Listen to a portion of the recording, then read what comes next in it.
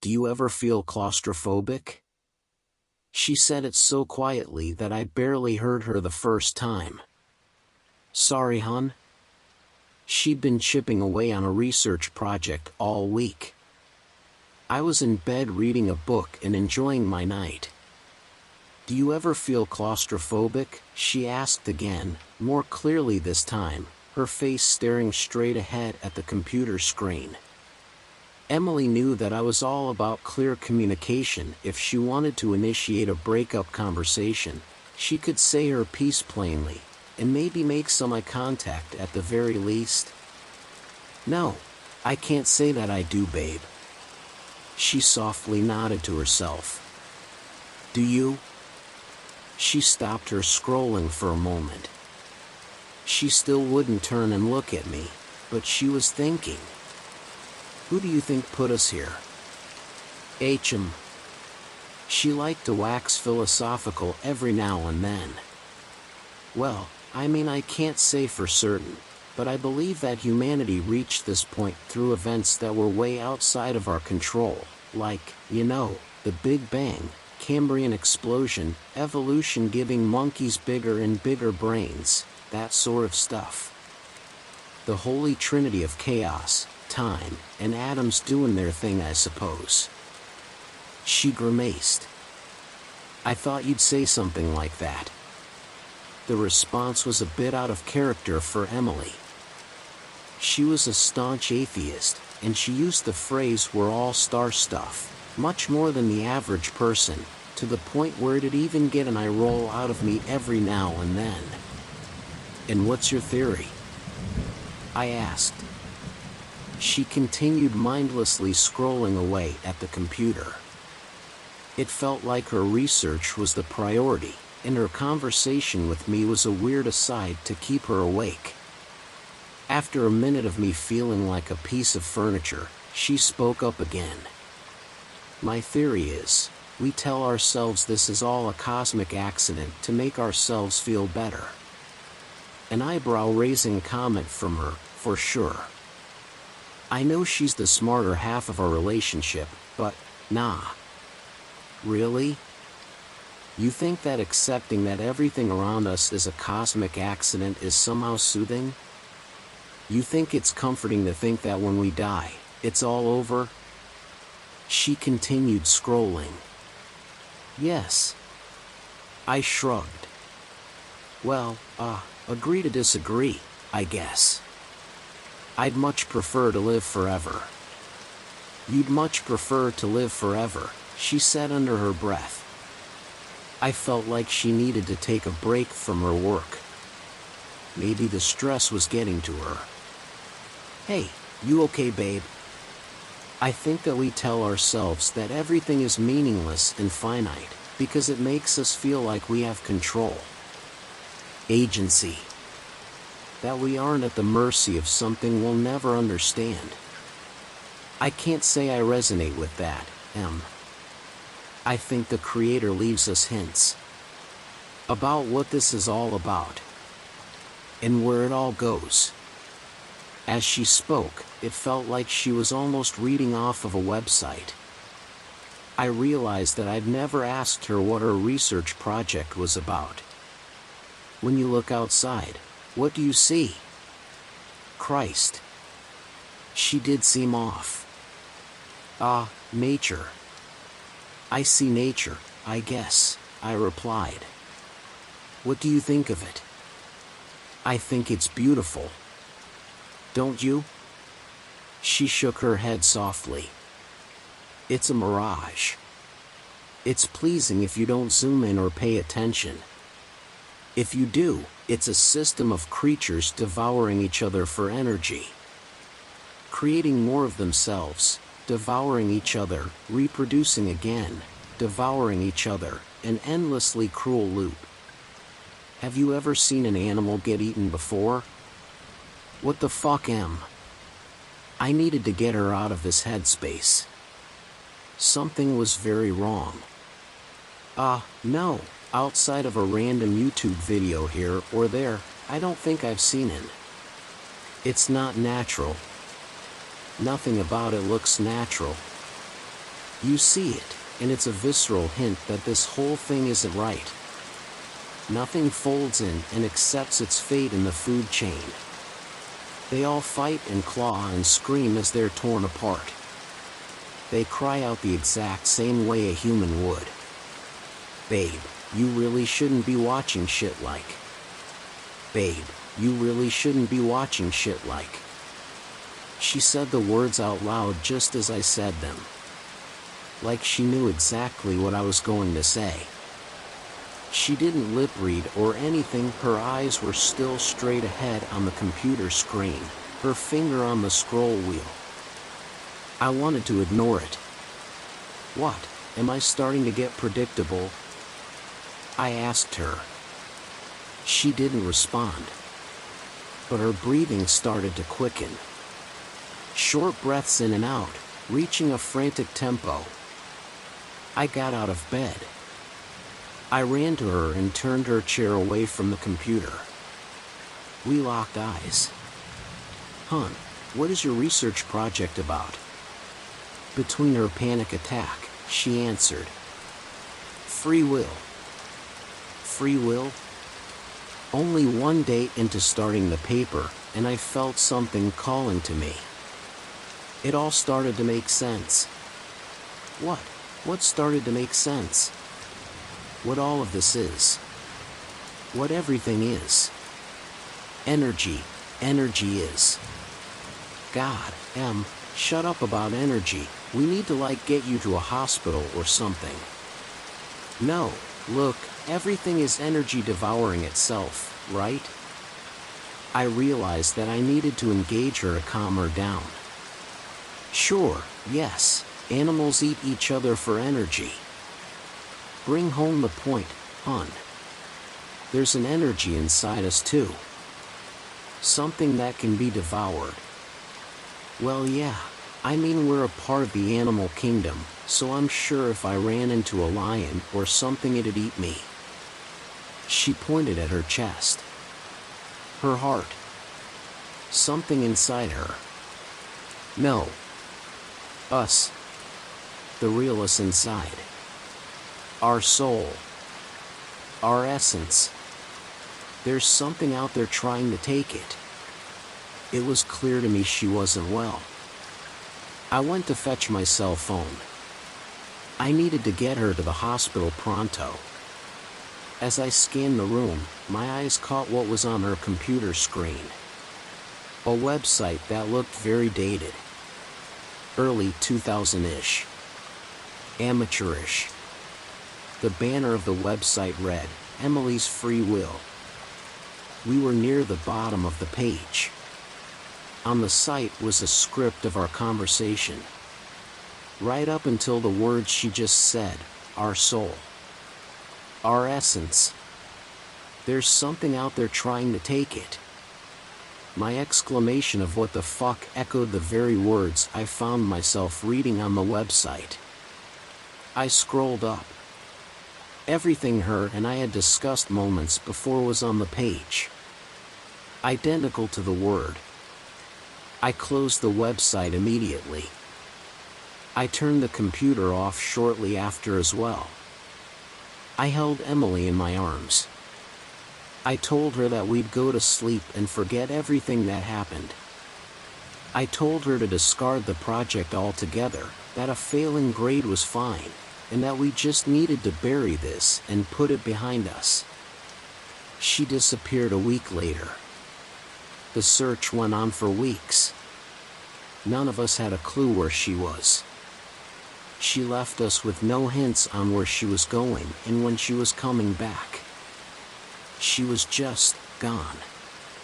As the depression sunk in for her friends and family and the search dwindled down, I followed the one lead I had. When I was all alone and away from the chaos, I went to a secluded plot of land in the middle of the night, and after a few hours of digging, I found the coffin. I opened it up, and sure enough Emily was there, decay and all. The inside walls of the coffin etched in scratch marks.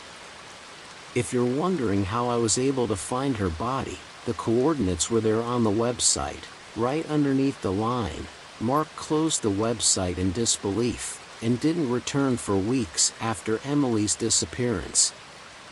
Of course, this time I had to keep reading. Underneath the location of Emily's grave was the final line on the page. And soon enough, Mark would wake up to discover himself buried as well. His body would never be discovered. I'm still here. For now anyways. But if the moment that is written does come to pass, I ask that you look for me. I don't want my body to go unfound. Emily, wherever you are, I'd like to change my answer to your question. The end. Next story. The hotel that I'm staying in has quite the lively lobby. I flew out to New York some nights ago for my good friend's wedding. Despite a relatively turbulent flight filled with constant rerouting, the trip has otherwise been life-changing so far. I don't travel often, my career is pretty demanding and free time is a rarity, so I figured this trip would be a good way to kill two birds with one stone. I would head to New York early to check out some awesome and iconic sites, and then I'd segue into attending this major milestone for one of my dearest mates. The hotel that I'm staying at, Hotel Salvis, is pretty damn awesome. The rooms are gorgeous, the service is fantastic, and there's a real nice flair to the space, for lack of a better term. Coming back to a place like this night, after hours of sightseeing in NYC, was an absolute treat. Of all of the interesting things about the hotel, the one I have to call out the most is the lobby. It is sprawling, huge, gorgeous. It has a breathtaking bar area, a luxurious restaurant area, and a large seating space adorned with some gorgeous furniture. It is a massive, 360-degree area that has exits all around it, and of course, a sizable front desk area with lots of eager employees at the helm. You could take the hallways leading out to the exits or up to the elevators if you'd like, but it always felt fun to pass through the large middle area of the lobby and soak in some of the fun energy. On top of that, most of the hallways were generally quite empty, so it felt nice to be where all the action was. What I loved, more than anything, was that it was always lively in the lobby. It's 11 p.m. and I'm gonna leave my room for a spontaneous romp around the city. No worries, I'll pass through that lobby and I'll see people jovial, sharing drinks, eating great food, swapping stories, and having a ball. I come back at 2 a.m. Great! People are still there, still having good times. I love this city, I thought to myself. I could only imagine what sorts of adventures these folks were going to have here during their travels. So, it had been an awesome trip so far, and it was now the night before the wedding activities were about to start. I was heading to my room after another successful night of exploring the city. I trekked through the lively bar area in the lobby, and did a double take when I heard of the bartenders call out to me. "Ah, you're looking a little glum, Peter." Ha! I do have a resting sad face. Good catch, sir. Name's not Peter. It's Kevin actually. The folks sitting at the bar started to laugh a little bit. An elderly woman seated near the bartender shot me a smile. Sounds like the newbie wants everyone to know his name. Maybe he'll even sit down and join us, she said, playfully. Ah, I've got some plans that I... That's when another older gentleman in a brown leather jacket interrupted. Ah, sit down and have a drink, you have nowhere else to be. Fuck it. This was kind of what I was hoping would happen. It felt like everyone here was having a good time with each other, so it felt nice to be invited to the festivities. I sat and joined everyone there for what was a very fun few hours. They asked me about what brought me here and why I was visiting, and I have to say, they were incredible listeners. Drinks were on them, hell yes, and as someone who doesn't get to spend a lot of time just going with the flow, a spontaneous night of drinking with strangers was just what the doctor ordered. It was a well-needed reprieve from my usual life of work hard, save money, you can relax later. I was on holiday. And to have such worldly folks hanging off my every word was a good feeling. Off the heels of a fantastic night on an already fantastic vacation, I went up to my room, ready to call it a day.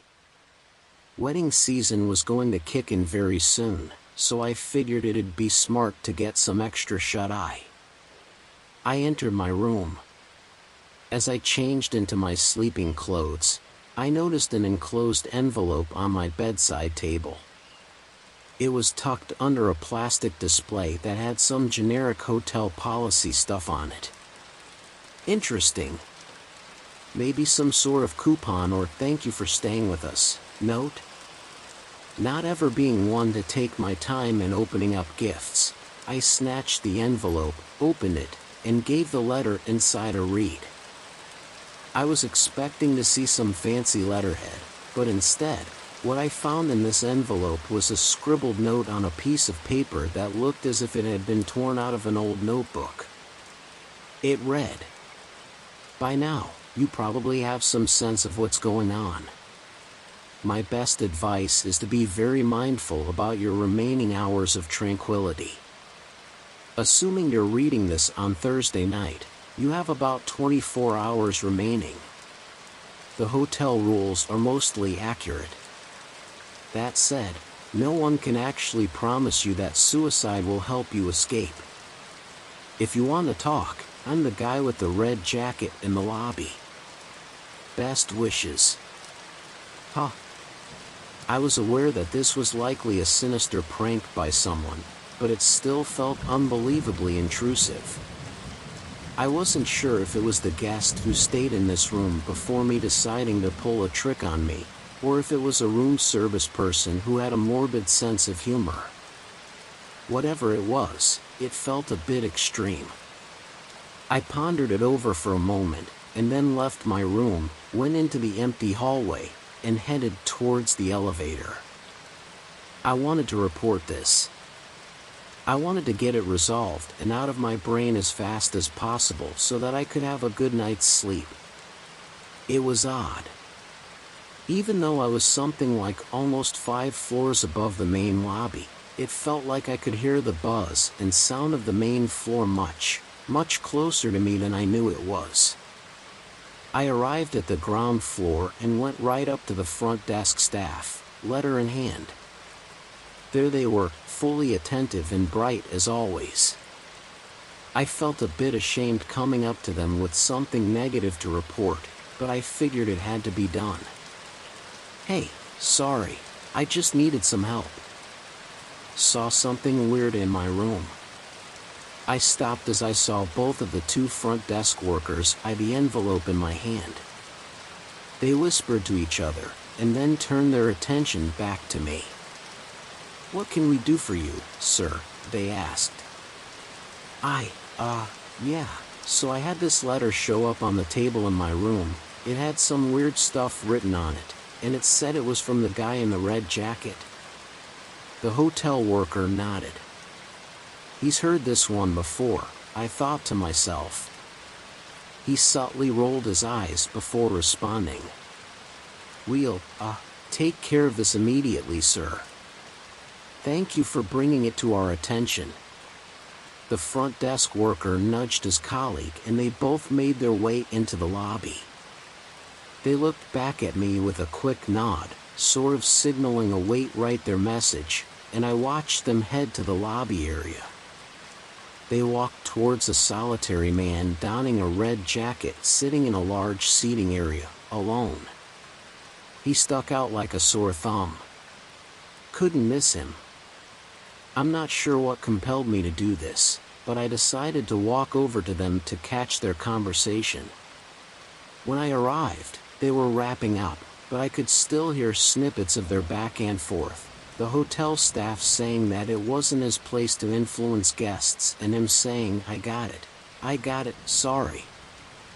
As they saw me arrive, the gentleman in the red jacket turned to me and spoke. Nice to meet you, Kevin. I'm sorry about the letter. The front desk workers looked at me. Their eyes read, Are we all good here? I shot them a moderately confused nod.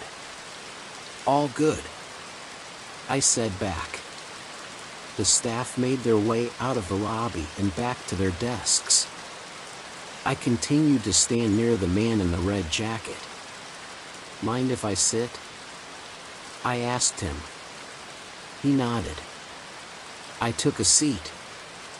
So, how'd you know my name again? I asked. He snickered. I overheard all of you at the bar earlier tonight. Sounds like you guys were having a great time. He motioned to the crew of elderly folks who were all seated at the bar close to us. As he looked over, they noticed me and started cheering. I heard a smattering of their different voices. Hey! Kevin's back, and, oh look it's Kevin, and, join us man, let's make it a late night. The gang was still all there, as welcoming and excited as ever.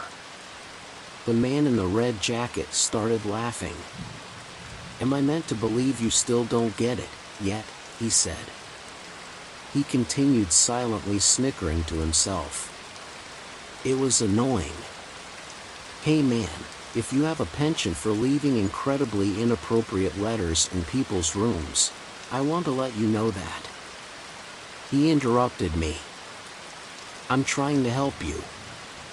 Clearly you've been in La La Land. That's not necessarily all on you. The hotel doesn't always make it super clear. They're trying to help, but you have to pay attention and actually read the crap they give you with your room key or the stuff they leave in your room. Most people don't realize it immediately, and since others aren't really allowed to say too much, bad things happen. So, if you want the short explanation, you can't leave this place. Ha. Right.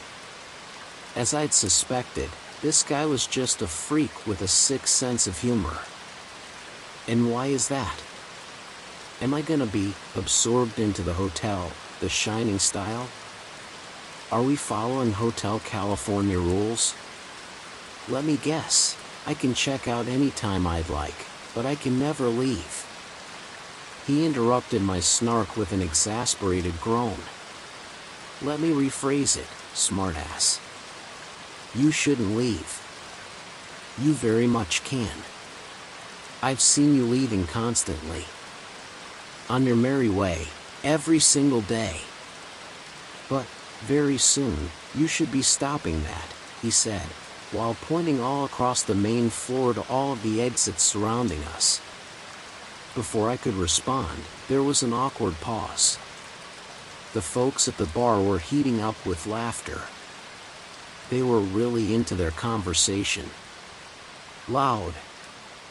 I found a gap where they quieted down and I continued. And why is that? If I leave the hotel, am I gonna be caught in some sort of sinister happening that takes place in New York City this time of year? Are there ghosts trolling the streets? Gremlins, maybe? I said. This isn't New York. Asshole. What? He leaned in closer. This isn't New York. It may look like it, sound like it, taste like it, but it's not New York. This guy was fucking with me. It was the one single not great thing that had happened on this trip so far, and at this point, I was over it. Buddy, I get that you like to play pranks on people, but this is getting. He got up from his seat.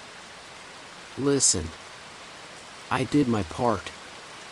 I'm not a talker, and this conversation's gonna go in circles, so let me just leave it at this. Whether you're a superstitious fucker or the most grounded son of a bitch there is, just be sure you're back inside tomorrow well before 8 p.m. I saw you when you first came in. We all did. 5 days ago. Tomorrow marks your 6th-day anniversary. I'd recommend playing it safe. Best wishes, he said. He looked at the exit doors. And then back at me. Once you make it to them, I think you'll understand.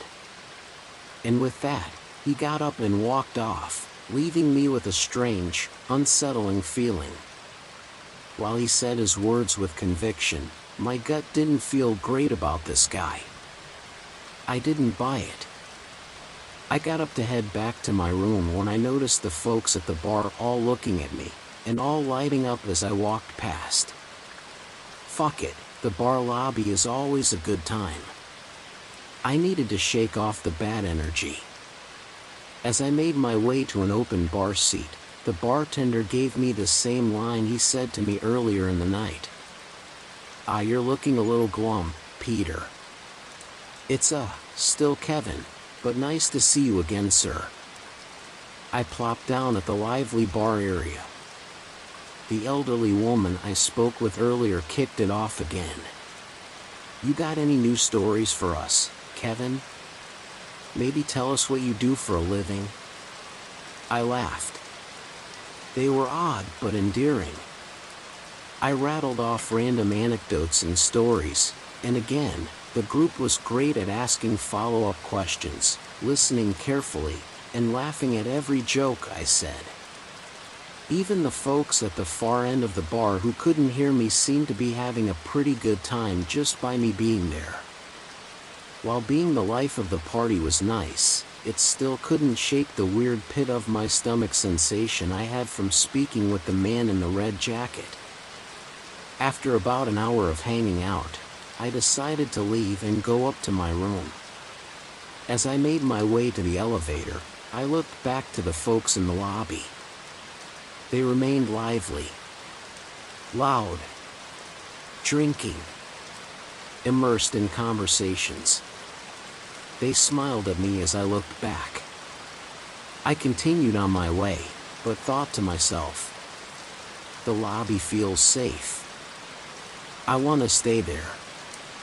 I made it back to my room. My friends were gonna arrive very late that night, and so we were all gonna meet up together tomorrow. I made sure to focus on getting a good night's sleep and tried to keep my mind off of the weird happenings I'd run into that day. I slept in, and woke up the next day, completely fresh and ready for the day ahead of me. Or so I thought. I started with my normal morning routine. Splash my face with some water. A big stretch. Cup of joe from the coffee machine in my room. Spend some quality time waking up before checking my phone. This was holiday time. Less screens, more mindfulness. I pulled the window curtains and looked outside. I admired the beauty of the city. This isn't New York? Ha! Could have fooled me, you psycho.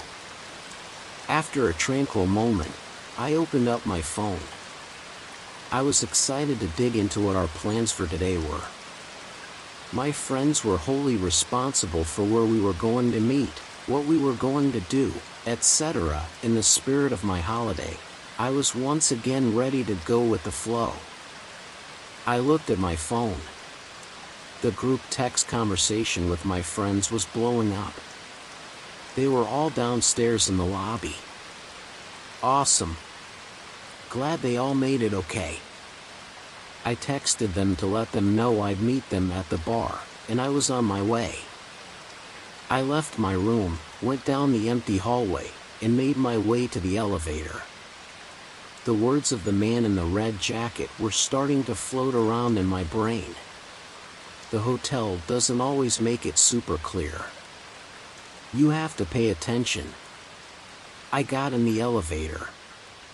The doors closed in front of me. I decided to properly take in my surroundings during this short trek to the main floor, and noticed a large advertisement in the elevator. I read it carefully. Hotel Salvis, you're not just safe.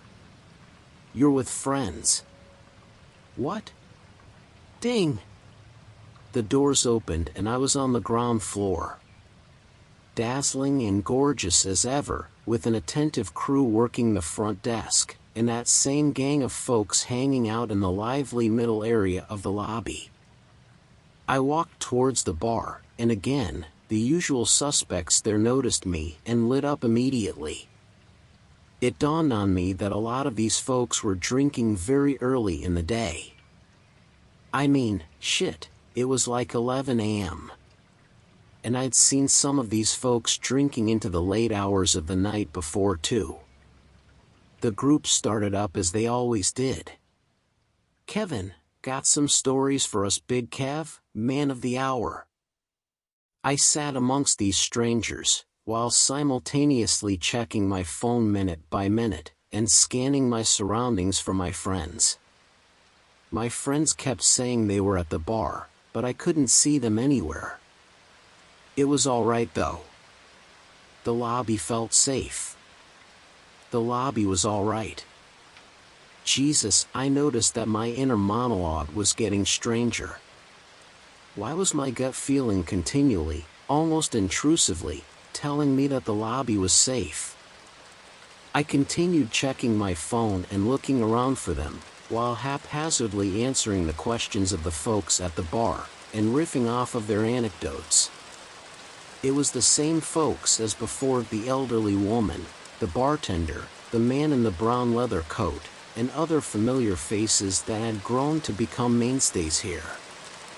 What's new in your world, Kevin? Oh, not much, really. You know, I came here with Debbie. You know Debbie, there she always goes wandering off. I should have kept an eye on her. That's great, always good to come with company. Looking a little glum, Peter.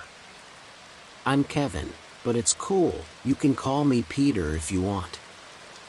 I was barely attentive, and just continually eyeing my phone.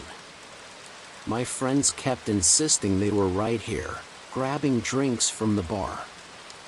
Was there another bar inside that I had completely missed or something? I continued lounging around, and to my continual surprise, even my half-assed heart-not-in-it answers to the bar folks were being received very positively. I guess they all just liked my vibe. Fighting off thoughts about scary hotel folktales or fears that maybe I was dead and this was some sort of purgatory, I got up from my seat and headed out to one of the exits. Even with the man in the red jacket's warnings in the back of my mind, I had some time right? I texted my friends to let them know I'd meet them at the front entrance. I opened the doors and went into the outside world. And things were fine. I took a stroll around the neighborhood. I smiled at strangers. This was still New York. Of course it was. I unfortunately still couldn't find my friends. The area was so large that we came to terms that maybe we were all confused about where we were and needed to jump on a video call soon. But I still enjoyed my hours in the city, remaining diligent of the time and keeping my eyes peeled for more responses from my friends. I made my way back to the hotel at 6 p.m. sharp. Let's arrive early, I thought to myself. I won't tempt fate. I arrived and walked right on through the lobby past all of the enthused strangers I'd come to know over the last few days. I made my way up to my room. I sat on my bed. I was ignoring texts and calls from my friends at this point. I wanted to wait until it was past 8 p.m. Once I knew everything was okay, then we could all meet up again. The minutes passed by excruciatingly long. What was I doing? This was stupid. This anxiety wasn't warranted. Red jacket guy was just fucking with me. Everything is fine. I'm sure me and my friends are all just lost and need to look at a map or something. I took a deep breath, letting the time pass. It was 7:40 p.m. Fucking hell. Time wasn't moving fast enough. To get my mind off of everything, I made a cup of coffee and explored the hotel room. I pulled the curtains back and looked outside, still gorgeous. Still New York, baby. I explored the drawers and cupboards in the room. All empty. Fair enough. I scanned the room. Bed. Closet. A quaint-looking bedside table with a plastic display on it with some generic hotel language. I wasn't sure if my mind was playing tricks on me, but it still felt like I could still hear the buzzing of the lobby. The music, the banter, glasses clinking, the lobby was safe. God damn it. My inner monologue was seriously starting to slip away from me. I was probably spending too much time there. I could still hear the bartender in my head saying, "Oh, you're looking a little glum, Peter," and the elderly woman saying, "Oh, Kevin's stories are marvelous, always a thrill to hear new stories." The sounds were so vivid, it almost felt like all of them were directly downstairs from me or something. 7:55 p.m.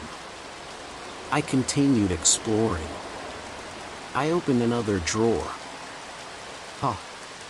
A laminated sheet of paper. And a gun next to it. What the fuck? I could feel myself shivering a little bit. My heart was racing. I pulled the curtains back again to peek outside at New York. I needed to ground myself. Yep, it was still there. Still New York. It's all okay. Maybe just something the last guest left in this room. I returned to the drawer. I read the sheet next to the gun. Its title was, "A Guide to Quick and Effective Suicide," by Hotel Salvis. Nope. Didn't need that in my life. Just ignore it. Just ignore it. 7:59 p.m. Staring outside. It's still New York. And there it was. 8 p.m. Then 8:01 p.m. 8:02 p.m. 8:03 p.m. It was all okay. Knock, knock, knock. Fuck. Someone was at the door. I was on autopilot at this point. I grabbed the gun from the drawer. I looked outside my door's peephole. It was the man in the red jacket.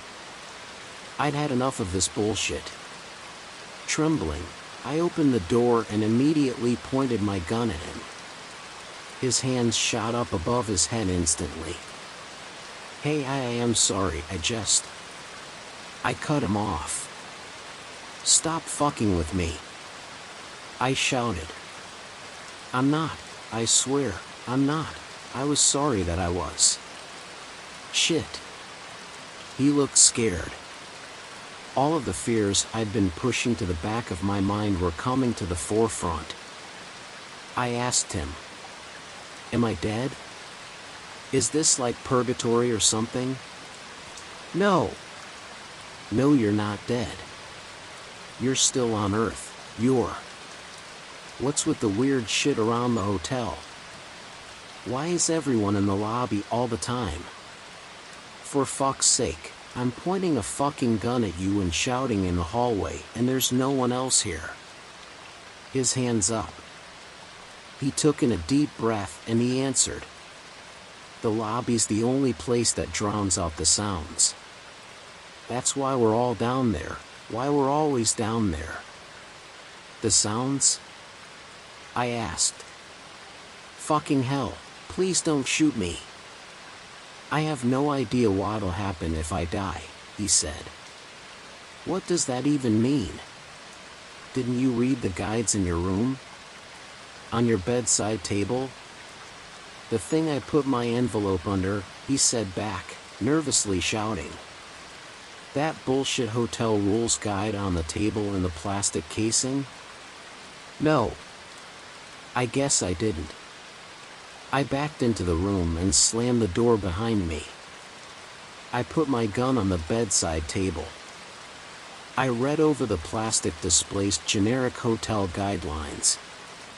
Guidelines for Hotel Salvas. 6 days of tranquility on us. We strongly discourage guests from leaving the hotel after the tranquility period has passed. The tranquility period cannot be extended. Do not impede people's autonomy. Their decisions are theirs and theirs alone. If you choose to kill yourself, or if you die of natural causes, it is possible that you can escape this fate. Drinks are free. Let our bartender extraordinaire take care of you. Tell him Peter sent you. No smoking in the lobby, please. Have a wonderful stay. Asterisk Hotel Salvas cannot fully assure that you will be able to escape. Before I could process what I'd read, I heard it. The sounds. I could feel them inside me. It felt like the whole world was shaking. Like my soul was shaking. Like banshees. Shrieking at their absolutely highest pitch. Flooding my senses. I pulled the curtains aside and looked outside the window. It wasn't a city anymore. It wasn't anything. Just a never-ending space that stretched as far as I could look. The space had colors of thick black and crimson red all around it. I continued staring to catch the sight of anything that looked familiar. Off in the very far distance, shrouded by the fog of black and red colors, I swore I could see the Empire State Building. What the fuck is this? Fuck. The noises. I had to get away from them. I backed away from the window in fear. I stumbled out of the room. The man in the red jacket was still there. You're hearing it now, aren't you? He said. I was emotional. Where the fuck am I, man?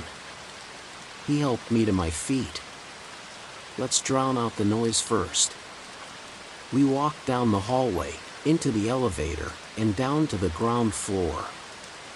The noises were everywhere. A choir of it. It was amplified. Overwhelming. I could feel it in the center of my head. All around me. We emerged into the lobby. The familiar music and liveliness. He was right. It was drowning out the noise, little by little. The lobby is safe. The group of usual guests at the bar lit up as we rounded the corner. Everyone was there, seated. Smiling as we arrived. I made it to the bar. With the man in the red jacket beside me. The bartender greeted us. You're looking a little glum, Peter. I didn't dignify it with a response this time. I just sighed. At least, the screeching was somewhat blocked out. I looked up at the bartender. He wasn't really looking at me. He was looking past me. To the exit doors surrounding us on the main floor. I turned around and looked at the exits. With the backdrop of a never-ending space of crimson red and pitch black, there it was. Them. Pressing up against the doors. Wanting to be let inside. Come on, Kevin, tell us some new stories, said the elderly woman. I ignored it. I came with Debbie, should have kept my eyes on her, but I lost her, said the man in the brown leather jacket. Ignored it. The man in the red jacket started speaking. Peter is the bartender's son. Years back when they first arrived, Peter stayed outside past the tranquility period. He didn't know what it meant at the time. He motioned to the others seated with me. Some people have been here longer than others. Many of them lost someone they traveled with to the outside. Didn't realize the severity of the tranquility period. And now, they're all here. In the lobby, looking for distractions. To drown out the noise. I scanned the bar. Everyone was smiling and cheering. But I saw the crinkles of desperation in the corners of their eyes. Something I didn't notice before. They had to be loud. To drown it all out. Where are we?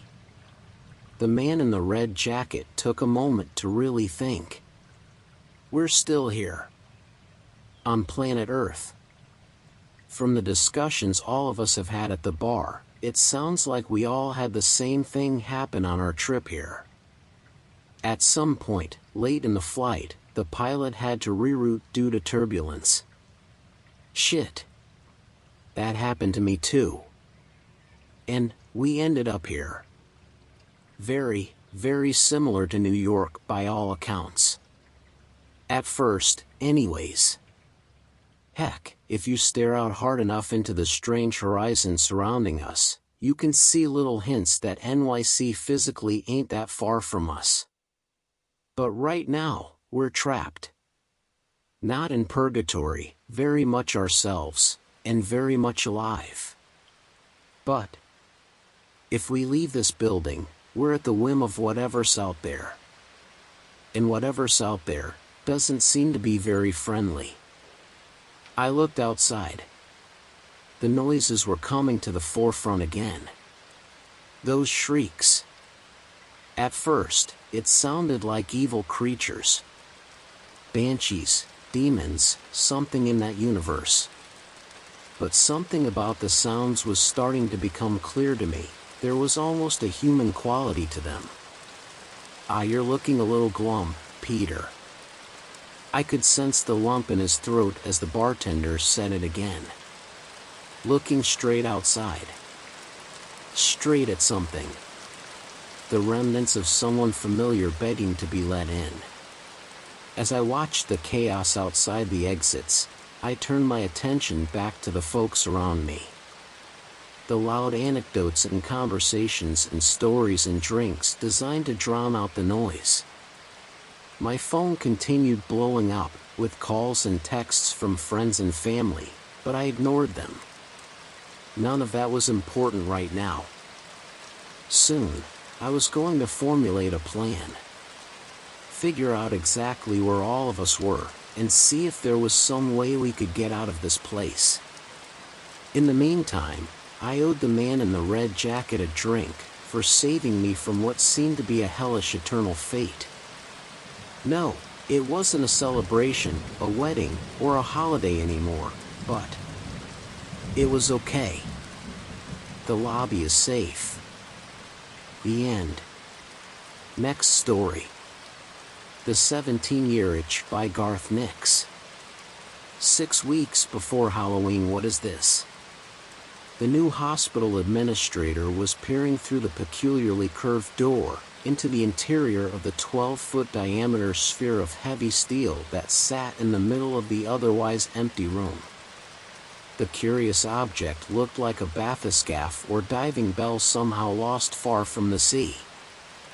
Further compounding the mystery, the interior was completely lined with some sort of rubber or foam-like material, heavily impregnated with the stale smell of ancient piss and shit, hosed out but not forgotten. It says here special restraint sphere, Broward on the floor plan, replied her assistant, a young man called Robert Kenneth, a failed MD who was hoping to make a new career in hospital administration. He'd only been at the place, an institution for restraining and forgetting the criminally insane, for 2 months longer than Dr. Orando, the administrator, who'd arrived the previous Friday and was now looking into every nook and cranny of the place, which had been built in 3 great surges, in 1887, 1952, and 1978. What does that mean? I don't know, said Kenneth. We do have a patient called Broward. I think.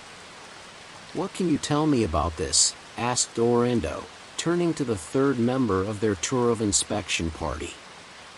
Templar McKindo, senior orderly, was by far the oldest employee in the hospital, almost 70 and working on past retirement age by special permission and his own dire financial need. He knew everything there was to know about the hospital, though he didn't always share this information. Stephen Broward, said the old man. They built this for him, special, back in '49.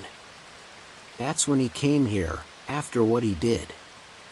1949? How old is this prisoner? Oh, he's old, said McKindo. Older than me. Must be 95, 97, something like that. You've seen him, Mr. Kenneth. Guards call him Stubbsy. Oh, him, said Kenneth, trying and failing to contain a twist of his mouth, a visceral sign of distaste. The one with no fingers or toes. He's got fingers, sort of, said McKindo stolidly. He only cut him off from the middle knuckle. But you're right about the toes. A self-mutilator, asked Orlando with clinical interest. Why do we have him? And why has he been held so long? Murder, replied McKindo laconically. Multiple murders. Back in '65 he killed near everyone in the place he was at then, an asylum down at Wickshaw. 20, 30 people. What? Asked Orlando. She frowned. He can't have. I'd know about something like that. My second doctorate was on the psychology of mass murderers. I covered everyone who killed more than a dozen. Just what I was told, said McKindo with what he hoped came across as an apologetic shrug. He already knew not to argue with this new administrator, and he needed to keep the job. Just for a few more years. In this sphere? Somewhere to put him over Halloween, said McKindo. That's when he's particularly upset. You put a patient in there? Asked Orlando. She had drawn up to her full, impressive height and was looking at McKindo like he was some sort of vicious animal. Nope, said McKindo. He puts himself in there.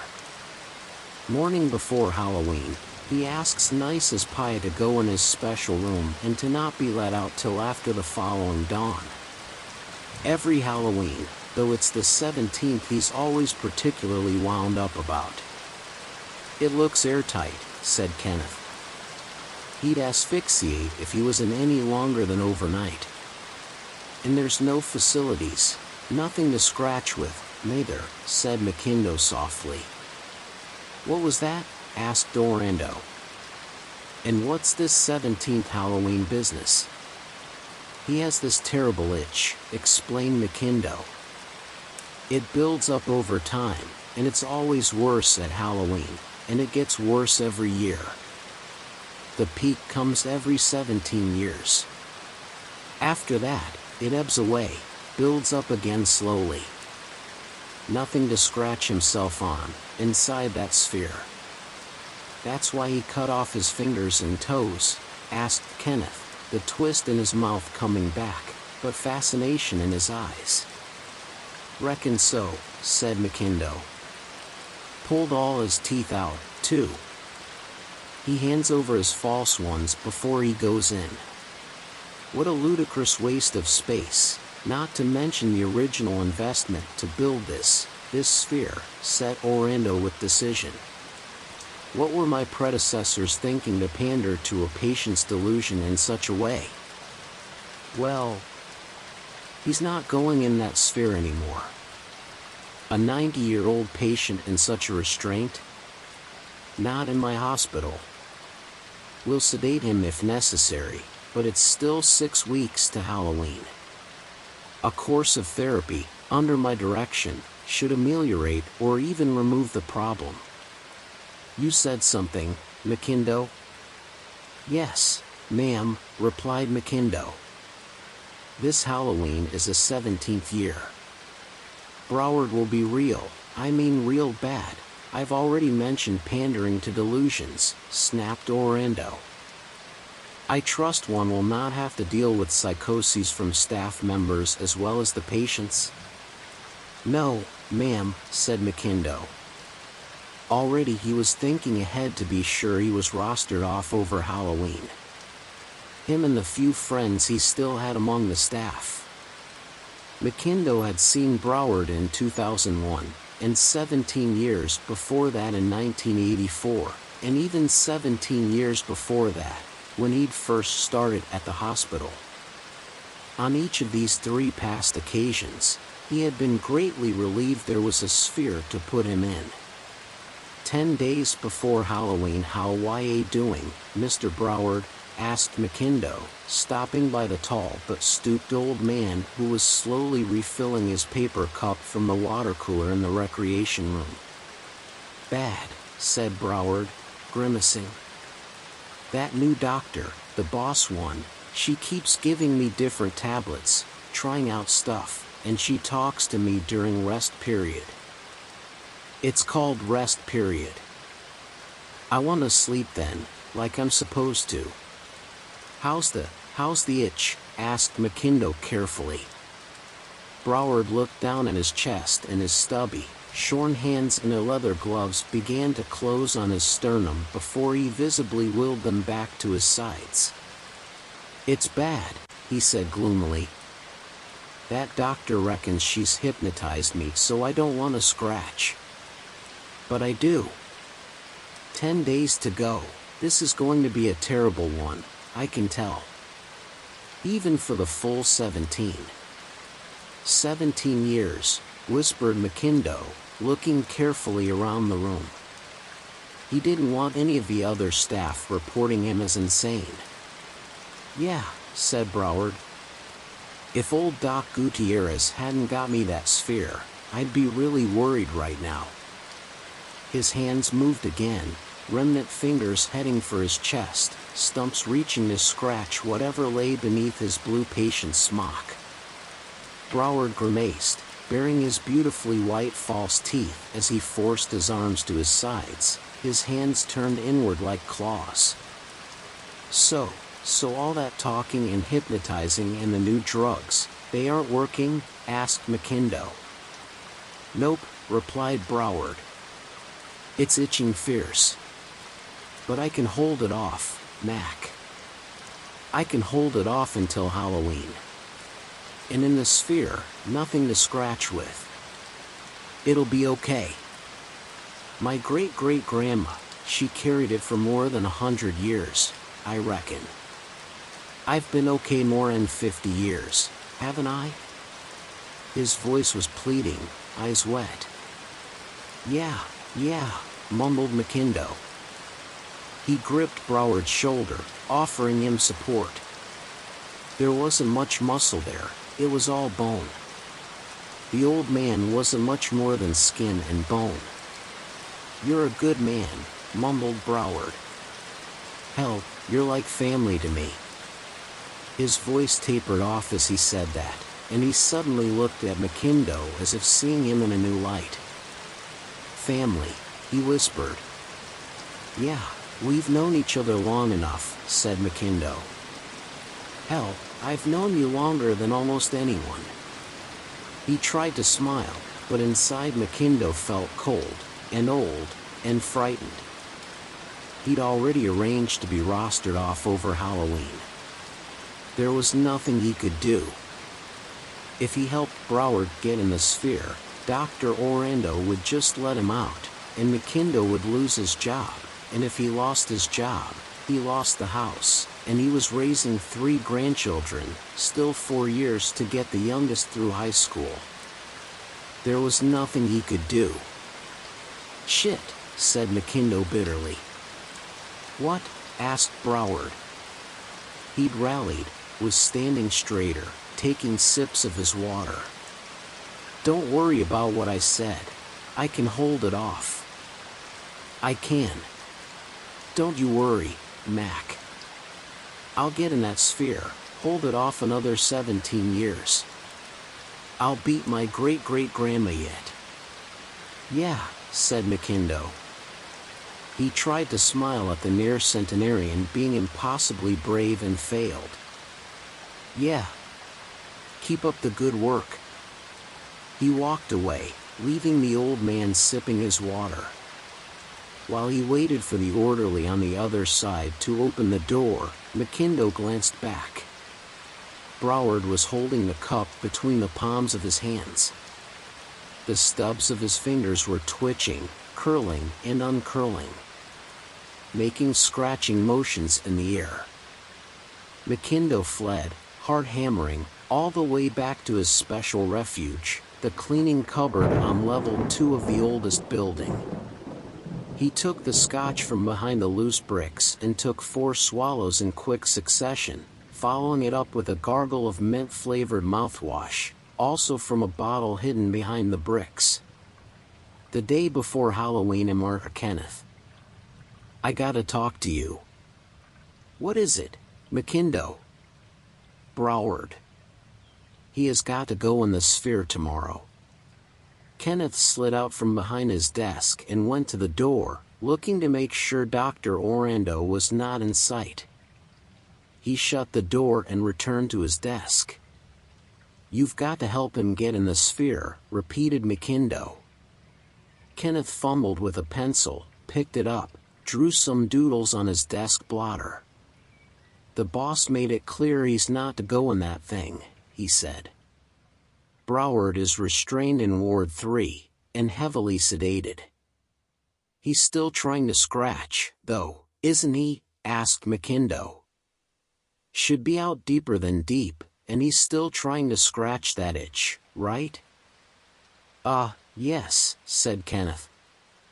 He swallowed several times.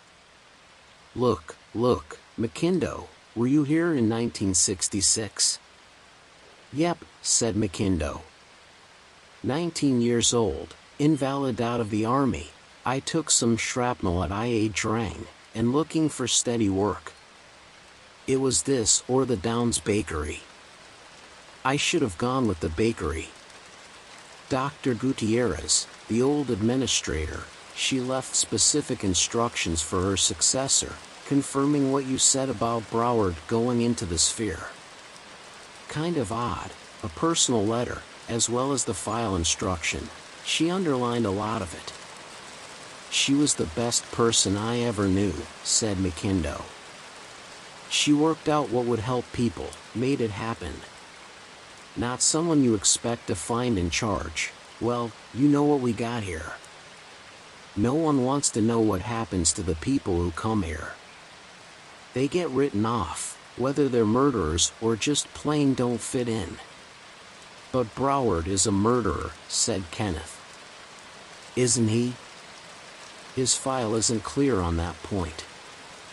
He was committed for something to that place in Wickshaw, but its records went when it burned down in '49. A lot of people died in the fire, and he was implicated in those deaths. Murder by arson. But was he already a murderer? They burned it themselves, said McIndo. He was staring over Kenneth's shoulder, looking back, seeing something long past. Broward said they thought he was inside, that's why they did it. But he'd already got out. Who burned it? Asked Kenneth. He was doodling faster now, strange, grinning faces with lots of teeth, which he hastily drew over, scribbling heavy, thick lines. The staff who were left, said McIndo. Least, that's what Broward told me. I looked it up too, you know. Back in the day. They blamed him for the fire, but he didn't do that. What did he do? He scratched an itch, said McKindo. And you can't let him. He has to go in the sphere. Kenneth drew a straight line on the paper, then underlined it 3 times. We can't, he said slowly. Orlando will be here.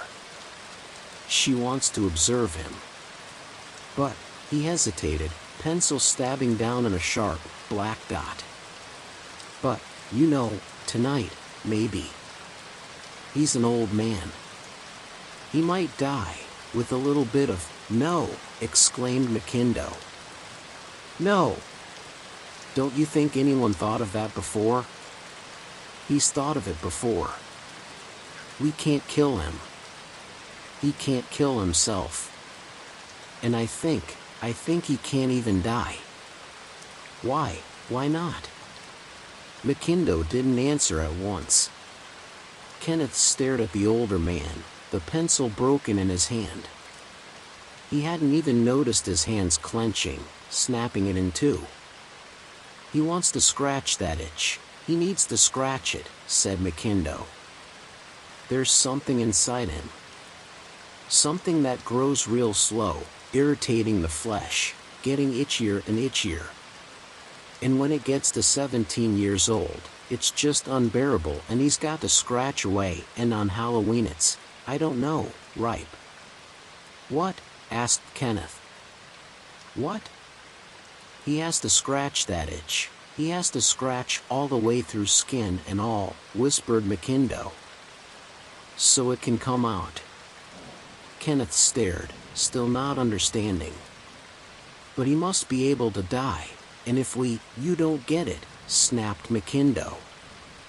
If he dies, where does whatever is inside him go? The 2 men sat in silence for a long, long minute. Finally Kenneth stood up and dropped the broken halves of the pencil in the trash bin by his desk. I can't go against Orlando, said Kenneth. I need this job. Yeah, so do I, said McKindo. But you're young, you can get another. I didn't just fail my medical degree, interrupted Kenneth. I was struck off. Stealing drugs. I'm lucky not to be in jail. Orlando's a friend of my dad's. She said she'd give me a chance. If we don't do anything, people will die. Yeah, well, not me, said Kenneth. He wiped his eyes. I'm calling in sick. You do whatever you got to do, old man. I'm not going to be here. I'm not working tomorrow, said McKindo. None of the old crew are. And I reckon some of the young ones too, they've felt the vibe. A lot of people will be sick tomorrow. What about the ones that come in? Shit, I don't know, exploded McKindo. Some of the staff at Wickshaw survived. Some of them. I mean, they'll have a chance. The inmates in the newer buildings, they might be all right. Maybe it's nothing, said Kenneth. We're just scaring ourselves. Projection. Lot of crazy people here, right? Sure, said McKindo bitterly. But I'm not working tomorrow, and I bet you're still calling in sick. Yeah, said Kenneth. I am sick. I gotta go home now. Halloween, this is really very interesting, said Dr. Orlando. I've never seen anything like it. There is nothing in his records to indicate how he could be so resistant to anesthesia. No, ma'am, replied the nurse, even though Orlando had really been talking to herself. He broke a strap before, ma'am. That's not supposed to be possible. We've got 6 tight on him now, and he's still moving against them. Hysterical strength, said Orlando. She tilted the video camera on its tripod down a little. making sure it captured Broward's wriggling movements under the restraints. His arms were rippling like a snake pinned down by a shovel at the head, and the stubs of his fingers were trying to tear at the sides of the bed. Scratching, Orlando realized. Broward was trying to reach his chest. That was the target for his scratching. His own heart. "Nurse, I'd like you to cut the patient's robe down from the neck to reveal the sternum, please." "Doctor? Cut his robe?" "Yes, that's what I said." This psychosomatic scratching is so developed I am wondering if it's capable of producing a physical effect. I saw some signs of a rash yesterday. A reddening of the skin, though it was transient. I want to see if it has developed further. The nurse nodded, picked up a pair of scissors, and approached the bed. As he did so, Broward's struggles intensified. The foretube in his arm shivered, constant small movements of Broward's arm making it vibrate. The restraining straps creaked and groaned, the clips screeching as they were slid back and forth against the metal frame of the bed. The nurse got the scissors in position and started to cut, but he'd hardly slid a few inches when the fire alarm went off, a siren out in the corridor echoed by many others throughout the 3 buildings. A quick, strobing whoop whoop whoop.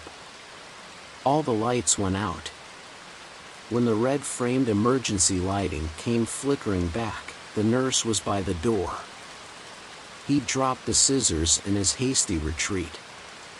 "Go to your fire station in the main ward," snapped Orlando. She snatched up the phone by the bed and dialed the hospital control center. No one answered. After 6 rings she hung up and redialed, stabbing the buttons with her penlight. This time her call was answered by a breathy, clearly discomfited guard. There should have been 2 on duty, but a lot of the staff had called in sick that day, something Orlando was going to investigate.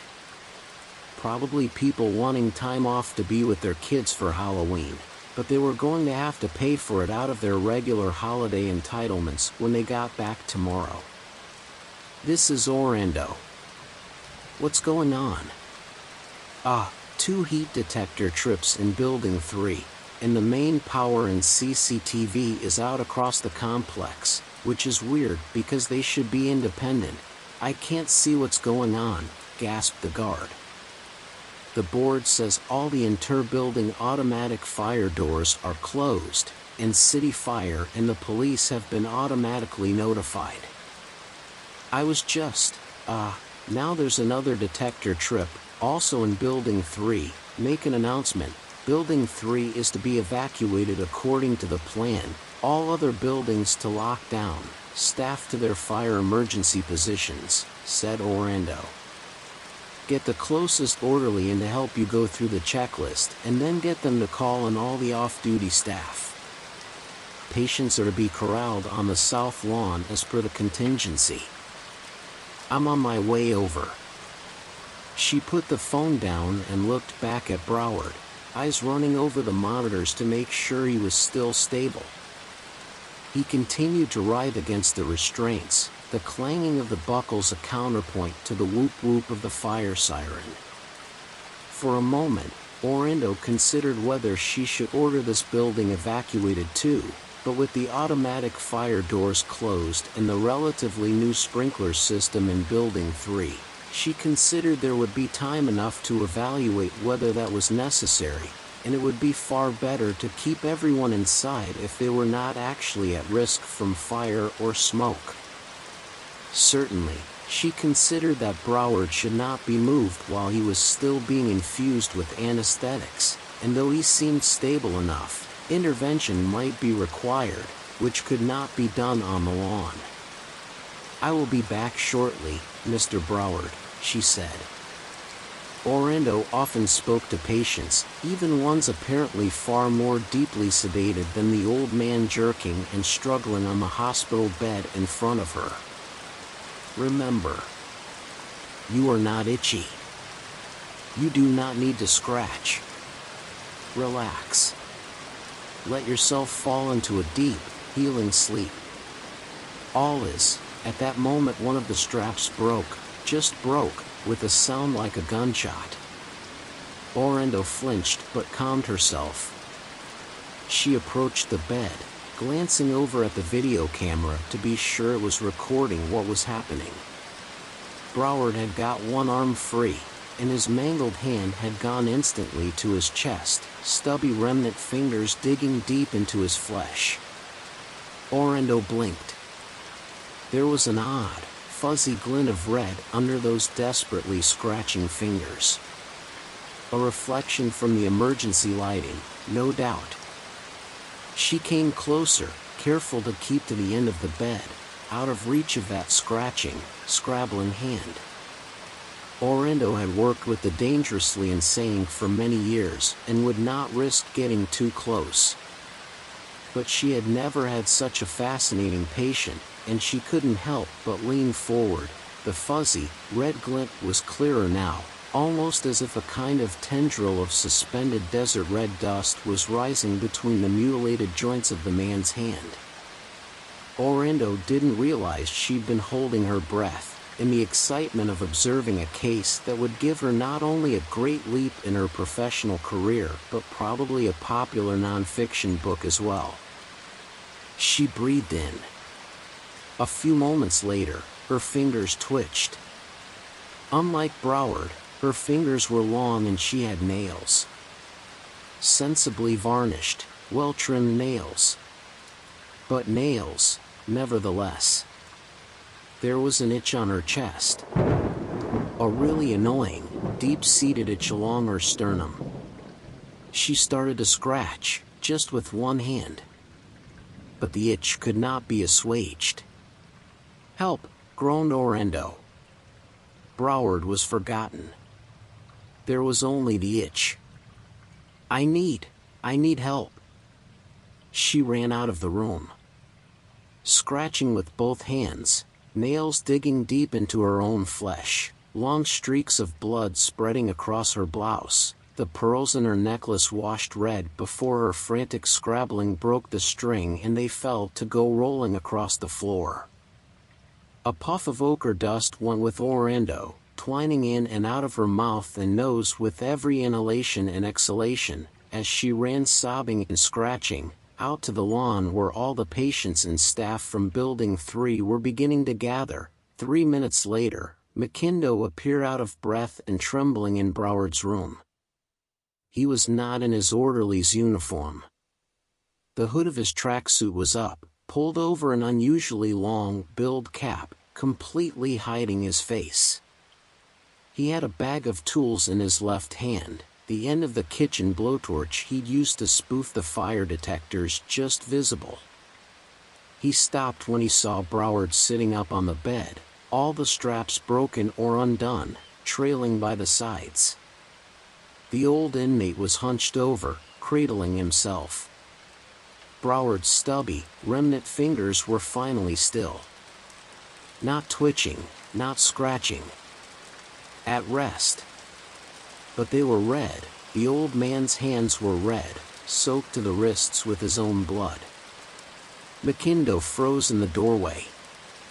The fire alarm was still whooping, rising and falling, but in the moments between its wails he realized the sound he'd unconsciously been hearing for a few minutes was now identifiable.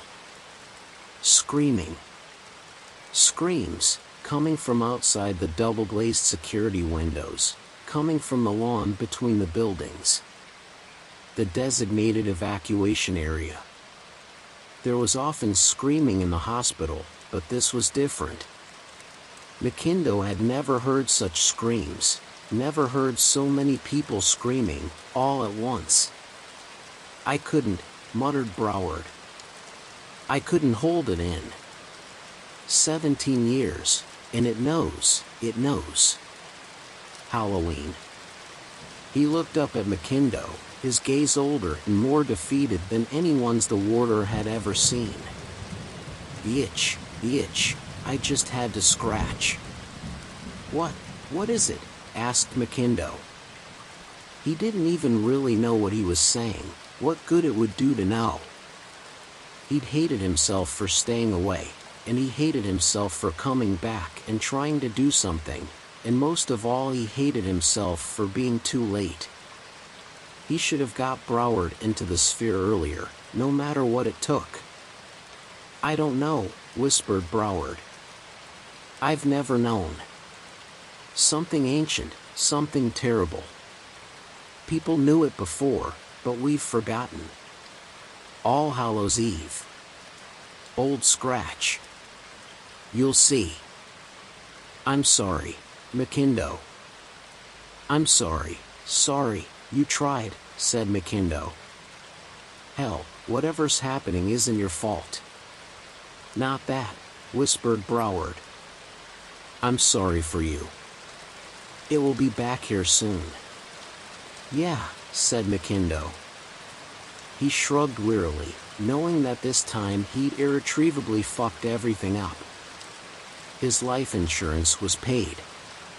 The grandkids would make it, maybe they'd even do better without him along to try and guide them. "Don't worry. Like I said, you tried. I saw that, every time. You fought. I'm almost 70, I could drop dead any moment. Not your fault. It comes back when it's had enough. Looking to be reborn again, to hide and grow," whispered Broward.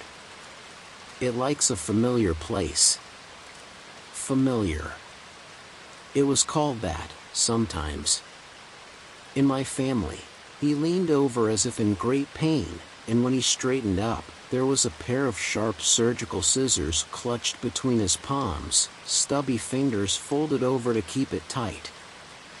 "I'm so sorry, McKindo, but I can't do it anymore. It has to go to family, and you're the closest I got." The itch, McKindo lunged, but he was too late.